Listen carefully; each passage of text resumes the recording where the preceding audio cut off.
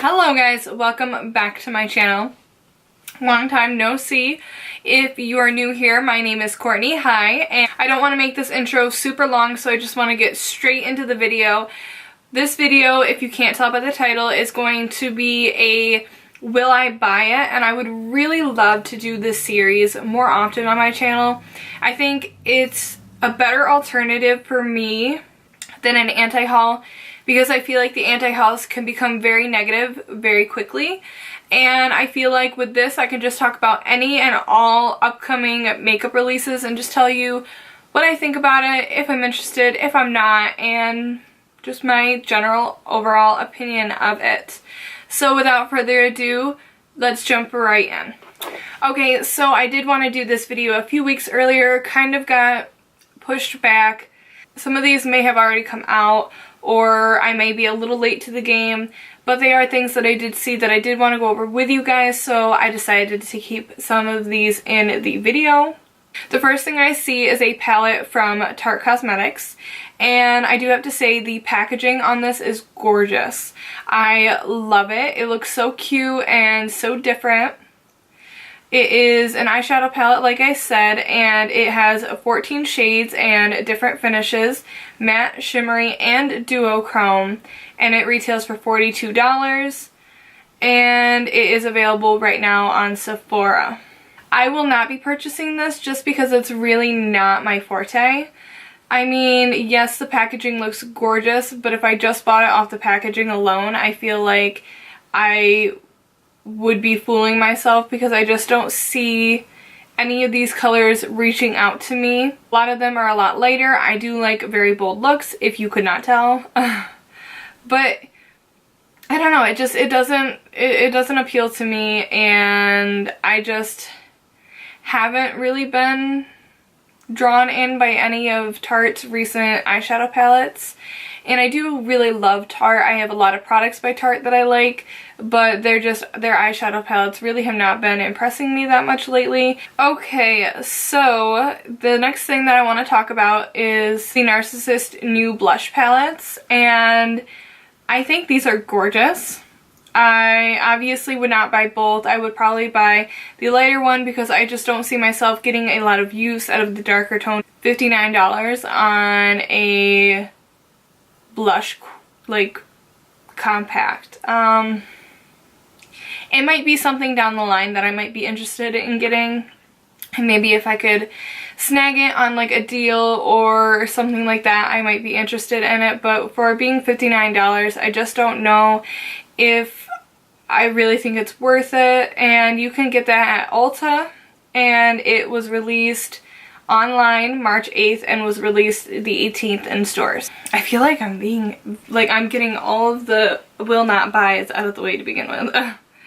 Speaking of, the next one I want to talk about is the MAC Girls Risk Taker, and this palette is available now, and it is available at Ulta.com, MAC Cosmetics. I'm not sure about Ulta stores, to be honest, and this palette retails for $39.50, and it does look very pretty.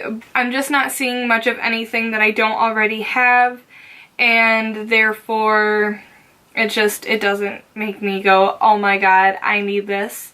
Alright, so the next thing that I have here is the new Dose of Colors Set the Tone Matte Cream Eyeliner. This comes in 10 shades. Okay, so they're going to be $19 each. They have 10 shades. It says that it's highly pigmented, long-wearing, smudge-proof, matte finish, cruelty-free, gluten-free, and paraben-free.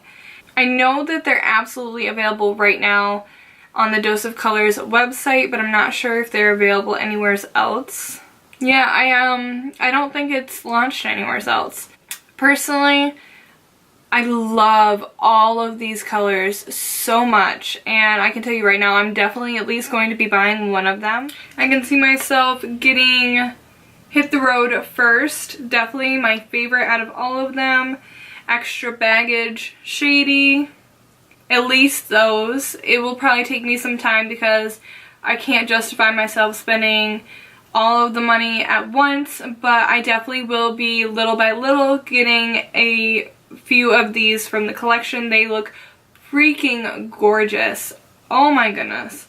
And I heard someone talking about them. I can't remember who it was, but it was some influencer, and they said that they were really worried because they looked super creamy, and they were worried that it was going to budge a lot, and they said that it doesn't go anywhere, and that once it's dried down, it's there for the whole day. So I am so there for that, and the colors are gorgeous. I am so sold. It's not even funny. Okay, so the next thing that I want to talk about is actually something that I changed my mind about. I originally wanted to buy the Shameless foundation, and when I saw that it was coming out, I was super excited for it. I have the Marc Jacobs Remarkable foundation, and that is an amazing foundation. So as soon as I saw that they were coming out with this foundation, I was like, yes, absolutely. I love trying out new foundations, so I am here for it.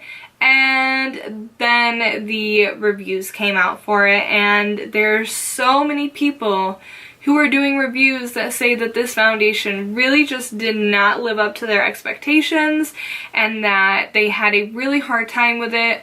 I've heard a lot of people complaining that if you have any kind of dry patches, it just sticks right to them. It looks terrible on the skin. And then there are other people who are saying, well, if you do exactly one certain way, like you just drench yourself in Fix Plus and then you do it, or however it is that they're saying works best for them.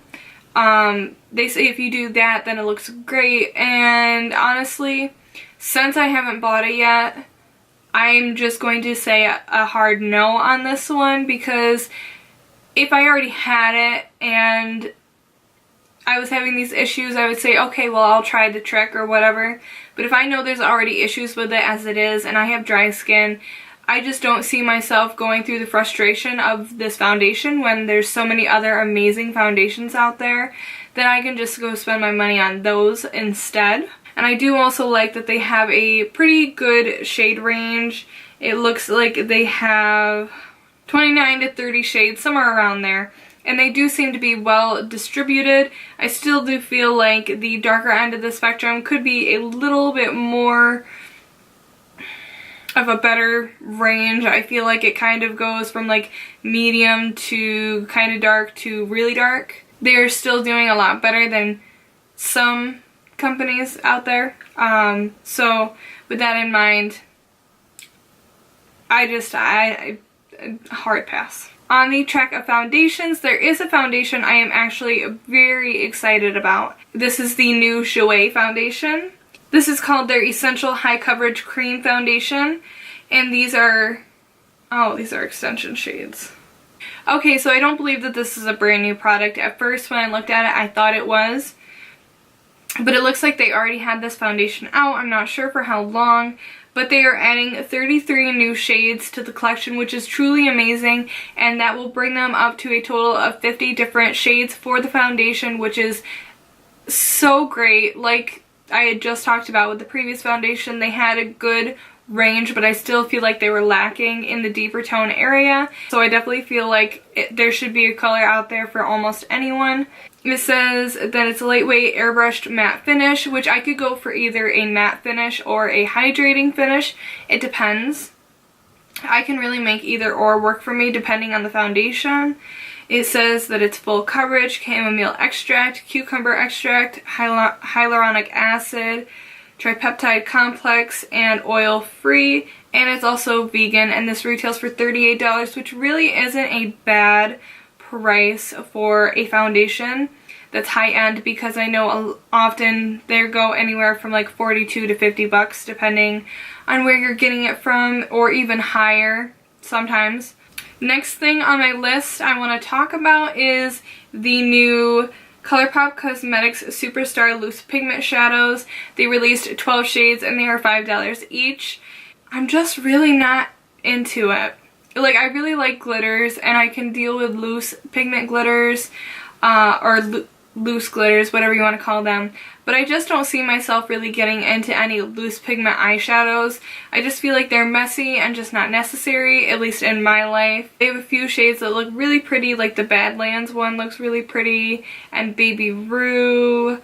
They look great, and I honestly think if someone wants to take the time and energy to play around with these and really work with them, I feel like you could definitely get a good product out of this, especially because they're only $5. I mean, ColourPop is such an inexpensive brand that really, even if you just tried one and you decided you didn't like it, you're really not out that much money. I don't see myself ever gravitating towards them. They are bringing back the bronzer that they had for the Coconut collection, the Omega 104 Tantastic, and it is back for good.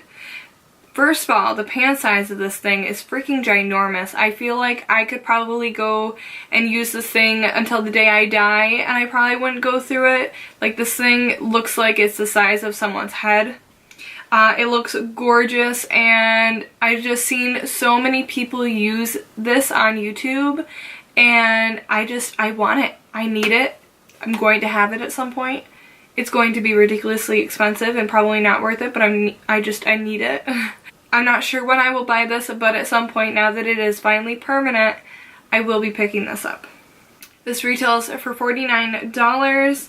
It will be available on April 24th on their website and online in Sephora. It will be available May 11th in stores.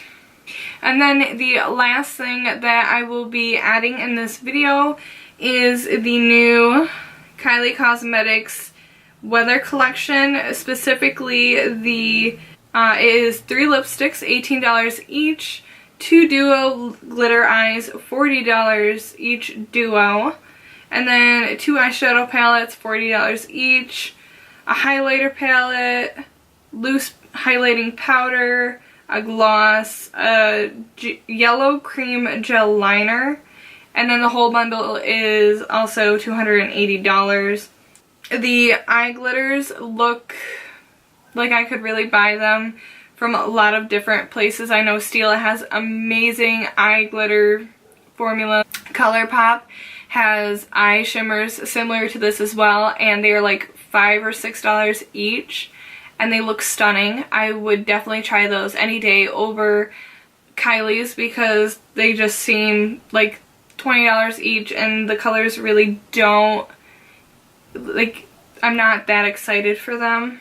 The loose highlighting powder definitely does not look like it would be a color that would suit me very well. The lipsticks, Nova and Cosmic, look really pretty. Nightfall, I would probably never wear. With that being said, I'm probably still not going to order them just because I haven't heard the best things about her formulas, and also I feel like Nova and Cosmic are definitely colors that I could find elsewhere, probably for cheaper. And then the cream gel eyeliner in yellow, in whatever yellow color she named it, not for me. I just don't feel like I would ever get any use out of that. So as a total, the whole collection, I'm just going to pass on. Yeah, I guess that brings us to the end of the video though. Thank you guys so much for hanging out with me and just seeing what I'm buying. I want to know what you guys are interested in buying or what you're not interested in buying out of any. If you want to talk about it in the comments, just leave one down below and I'd be happy to respond to you. And I hope you guys enjoyed this video. Let me know if you do enjoy this as well, because if so, I would like to do it more often. Give this video a huge thumbs up. Please hit subscribe before you leave, and I hope to see you guys very shortly in my next video. Bye!